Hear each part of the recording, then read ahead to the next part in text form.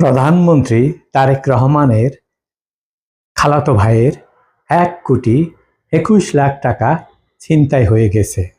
তিনি কিন্তু তারেক রহমানের আপন খালাতো ভাই এবং উত্তরায় তার একটি পেট্রোল পাম্প রয়েছে।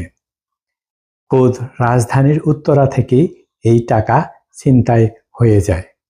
এই টাকা তিনি যখন ব্যাংকে নিয়ে যাচ্ছিলেন সেই সময় ছিনতাইকারীরা টাকাগুলো নিয়ে যায়। বিশাল এই অঙ্কের টাকা হারিয়ে তিনি যেমন দিশেহারা, ঠিক সেভাবেই তার পরিবারও কান্নাকাটি করছেন বলে একটা ভিডিওতে দেখতে পেলাম। এখন আমার প্রশ্ন হলো, এই প্রধানমন্ত্রী তার আপন খালাতো ভাইয়ের টাকাই যখন রক্ষা করতে পারছেন না, তখন বাংলাদেশের সাধারণ মানুষের জান মাল, টাকা পয়সা, এমনকি আমাদের মা বোনদের সম্ভ্রম রক্ষা করবেন কিভাবে?